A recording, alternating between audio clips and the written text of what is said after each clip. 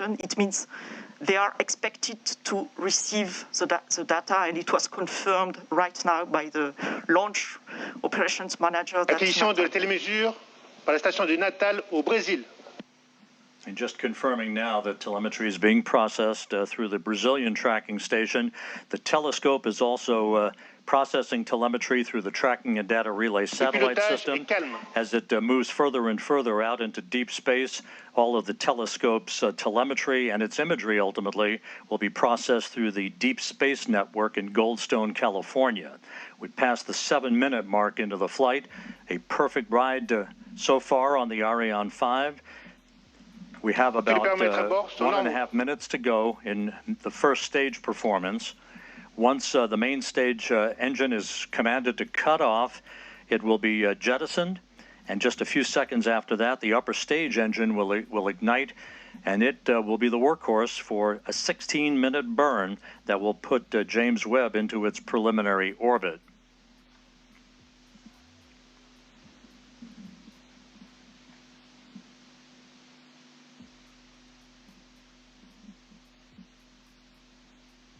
About 11 minutes from now, telescope controllers at the Space Telescope Science Institute will be sending commands to prepare James Webb for the initial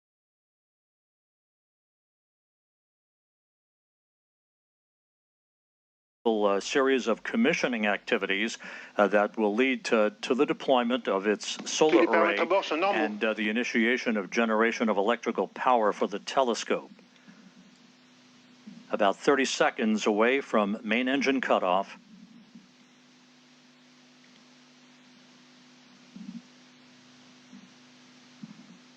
La trajectoire est normale. Nominal trajectory continues to be the watchword for the day from the Range Operations Manager, Jean-Luc Voyer, as we stand by for main engine shutdown and separation.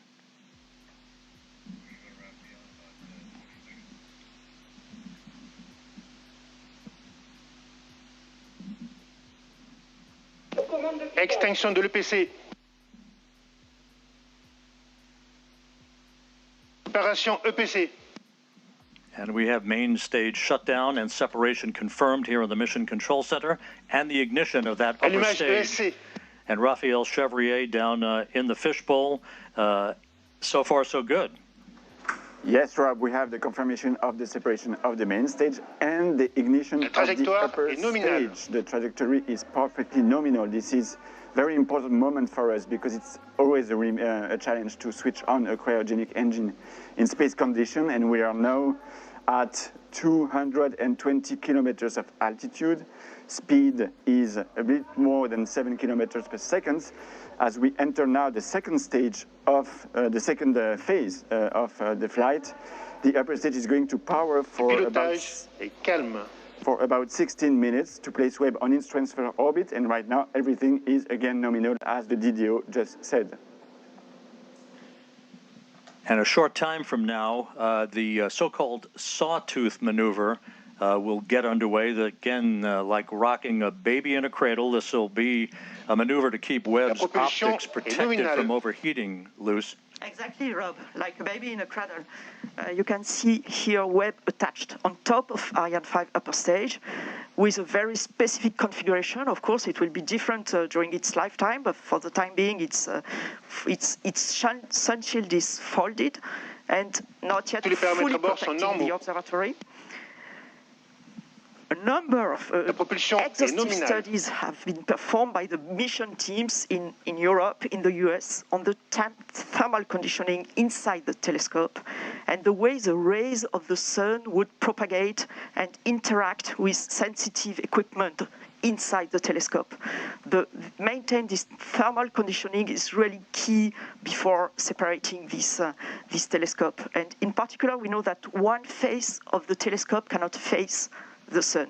That's why and to produce these right thermal conditions inside Webb, a specific roll law has been designed, what we call the Sawtooth Approach. And if you are watching carefully to these images, you can see this animation. You can see that the upper stage is going 30 degrees on one side, then 30 degrees on the other side, going back and forth this way to to maintain this perfect thermal conditioning for the telescope.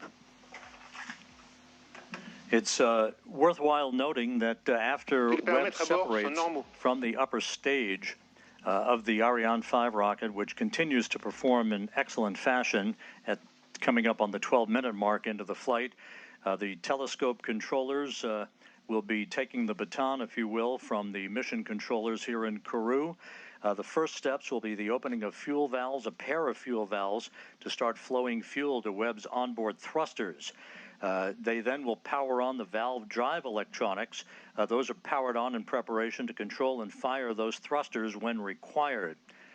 Webb's solar array is scheduled to be deployed at approximately the 33-minute mark into the flight. Once it is locked in place, we'll get the call that electricity is flowing through the array. That call will come from the Mission Operations Manager, Carl Starr, who is at the Space Telescope Science Institute at Johns Hopkins in Baltimore. Seated right behind him in that control room is Alicia Starr, a pair of stars helping to guide James Webb on its discovery of the stars. Alicia Starr is the lead engineer for launch and ascent events. Once the solar array is deployed and declared power positive, then 3 out of the 4 hold downs for the aft deployed radiator will be released to prevent binding due to the cool down of the telescope's composite structure. The contamination control heaters will be enabled to protect instrument optics on Webb from any water ice condensation as they cool down. The actuator drive unit will be powered on. This particular mechanism helps with heater control of the fine steering mirror, preventing water ice condensation later to be used to position each of the mirror's segments. All 6 reaction wheels and the wheel drive electronics will be powered on for Webb, and that will be the precursor to the attitude control system using those reaction wheels to maintain the proper orientation with the sun, as opposed to using onboard thrusters. Of course, fuel in those thrusters, very valuable. It's a limited commodity for the lifetime of James Webb's observations of the universe. We're 13 minutes, 55 seconds into the flight. Jean-Luc Voyer, the range operations manager, continues to report a nominal performance for James Webb. And again, Luce Fabregat from the European Space Agency, how is this trajectory being carefully and methodically adjusted to provide the correct parameters in the final stages of ascent? Yes, Rob, as you can see on this plot, the altitude is slightly going down. It's perfectly normal. The launch vehicle is really on the line where it should be. This decrease of its altitude, slight decrease of its altitude, will allow the launcher to benefit and the upper stage to benefit of the gravity effect and to increase its velocity until it reaches a thermal threshold. It's about to reach it, or even already reached it now, and it will go up. And now it will go up and up to the separation of the Webb telescope.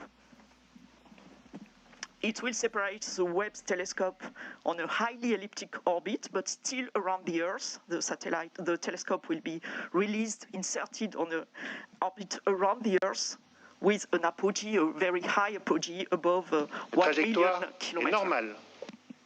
Trajectory nominal, as reported by Jean-Luc Voyer. You see him in that view, 185 kilometers in altitude, some 4,500 kilometers downrange from the launch site here in Kourou, moving at more than 8 kilometers per second, right on the plot, right on the trajectory, everything looking great.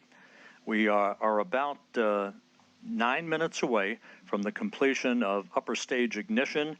It's shutdown, and then about a 2.5-minute coast phase before Webb will separate. Observatory separation will be called out. You'll be hearing those calls and the initial calls from Carl Starr, the mission operations manager at the Space Telescope Science Institute at Johns Hopkins, through solar array deploy and the declaration of a power-positive spacecraft. James Webb, of course, will be traveling well beyond the moon to a distance of about 1 million miles away from Earth, settling into a highly elliptical, halo-like orbit to begin its astronomical observation.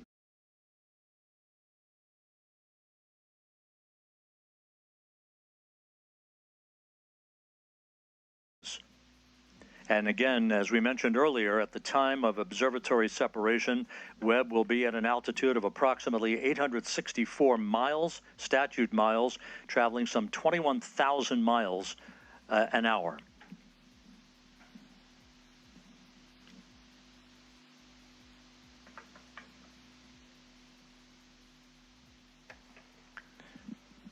We're about 8 minutes away from upper stage shutdown. The stage has performed as planned. No issues reported. The launch occurring at 12:20 Greenwich Mean Time, 9:20 Kourou time, 7:20 a.m. Eastern Time on this Christmas Day.